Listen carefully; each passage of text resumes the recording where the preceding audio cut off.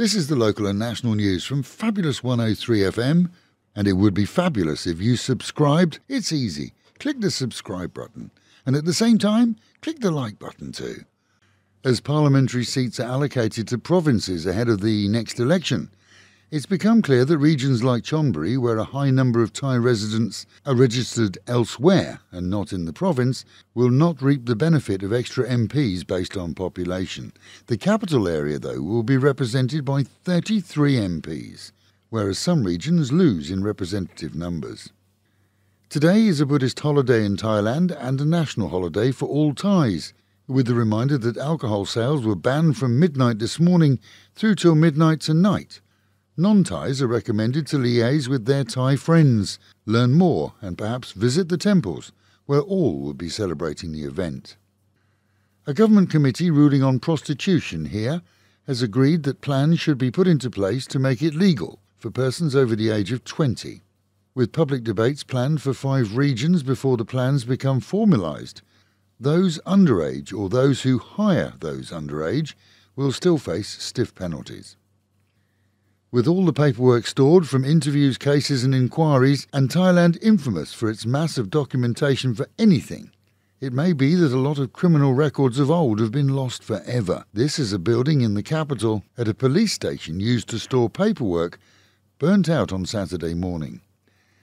Recent cases, of course, are documented in national computer databases, but for generations it was all pen and ink. No one was injured, but very little of the records held were recovered.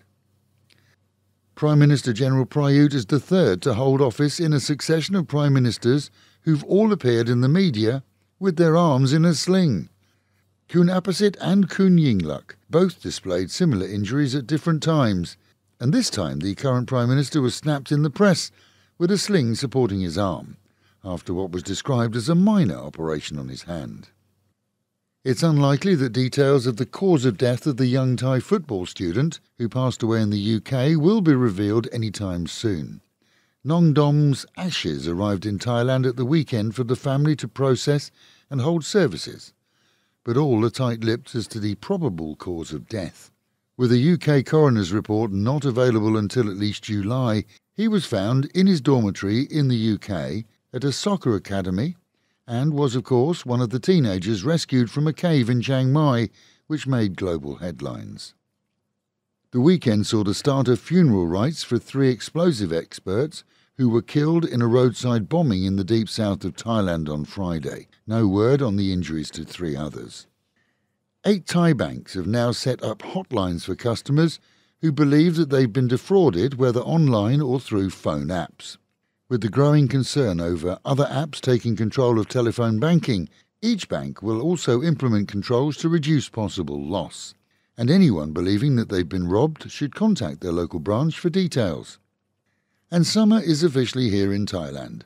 Sunday was the first day of summer, and the Met Office predicts at some point the nation will experience temperatures of up to 44 degrees, with average temperatures throughout the season of 35.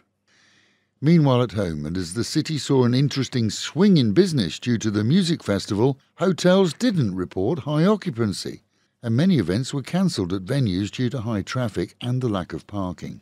The festival, however, went well, and moves to Jomtien Beach next weekend, giving local businesses in the city a respite.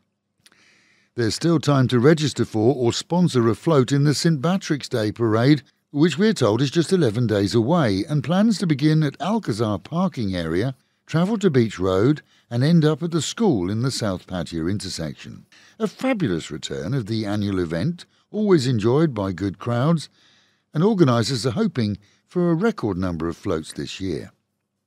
From a local man was given medical assistance this weekend, seeing many complain of the violence that occurred in the drinking area, but word now is that the tourist had been threatening all sorts of people for over 3 days, intimidating passers-by, customers and staff in various venues. Police were keen to catch the bottler, but equally interested in the numerous tales of woe caused by his own behaviour. The 52-year-old Australian was taken to hospital for stitches. Smog around the city over the weekend was vile. The normal Pattaya skyline was invisible to all but those closest. This morning it's dropped to a still whacking 113, which is dangerous to all with breathing issues. Meanwhile, in the capital, city fathers are recommending all there to wear masks, and the weather for the week doesn't show any sign of helping to lift the very dense clouds. And with the Met Office promising highs today of 31, dropping down to 23, an overcast day, but don't forget the sun gets through these clouds.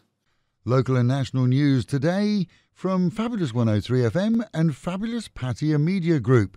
And to get a notification every time we release another bulletin or programme, like and subscribe to our channel, Fabulous Pattaya Media Group, by using the link below.